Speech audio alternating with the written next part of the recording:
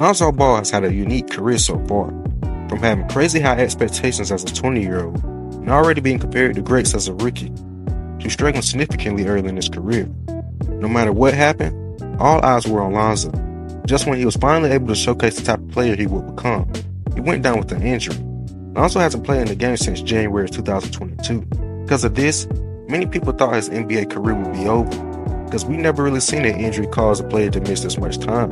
But based on recent reports, Lonzo is expected to make his return this fall. Standing at 6 feet and 6 inches, Lonzo is known for his exceptional court vision, passing skills, and defensive prowess. Lonzo's play style drew comparisons to NBA legends like Jason Kidd and Magic Johnson. His ability to control the pace of the game and to make pinpoint passes earned him widespread recognition as one of the top prospects in his draft class. In 2017, Lonzo declared for the NBA draft after playing one season of college basketball at UCLA.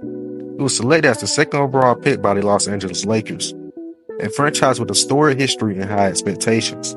His arrival in LA was met with considerable fanfare and anticipation, thanks in part to his outspoken father, LeVar Ball, who often made headlines with his bold predictions and controversial statements. During his rookie season with the Lakers, Lonzo showed flashes of brilliance, particularly as a facilitator and a defender.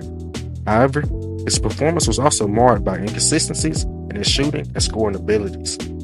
Despite these challenges, he demonstrated maturity and resilience, earning praise for his work ethic and dedication to improving his game. In 2019, Lonzo Ball was traded to the New Orleans Pelicans as part of a blockbuster deal involving All-Star forward Anthony Davis. Joining a young and talented Pelicans team, Lonzo embraced his role as a playmaker and defensive anchor. He showcased versatility by contributing across multiple statistical categories, including points, rebounds, assists, and steals. One of the concerns coming out of college was his shooting form, and he did indeed struggle with shooting while on the Lakers. Lonzo took accountability for this and decided to completely change his shooting form. You usually don't see NBA players changing their form, but Lonzo did, and it was a decision that elevated his game. In his second season with the Pelicans, he averaged almost 15 points per game while shooting 38% from 3. It seemed that Zion and Zoe had a special highlight every week, whether it was a full court dime or a lob. These two were a walking highlight reel. Lonzo's pass-first style was perfect with Zion, because Zoe was always looking for the open teammate. In this day and age, just about every guard is trying to go one-on-one with their defender, and is looking to make that highlight play. But Zoe is always looking to make the correct pass. His improvement in shooting along with his playmaking ability were eventually rewarded. The Chicago Bulls gave Ball a 4-year deal worth $80 million. Lonzo showcased why he was well worth that contract. He was shooting over 42% from 3 while averaging 13 points along with 5 rebounds and 5 assists. He was an elite shooter and elite defender as well with the Bulls. He averaged almost 2 steals a game and was locking up the opposing team's number 1 option most times.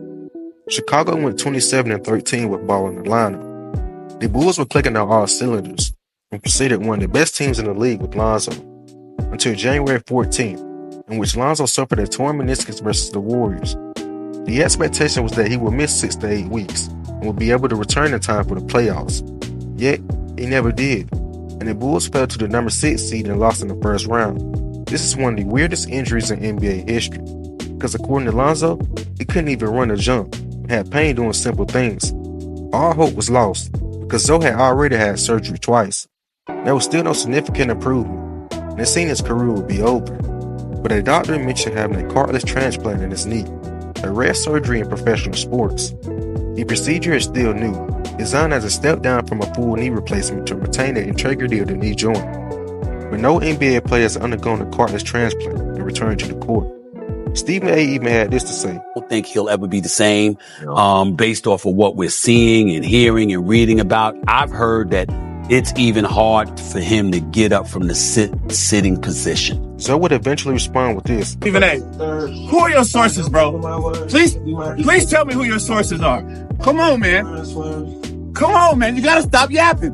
And I actually like you, man. I don't even know you like that, but I like you.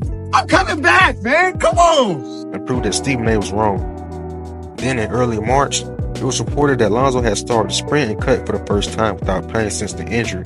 It was also reported that Lonzo could play this upcoming season.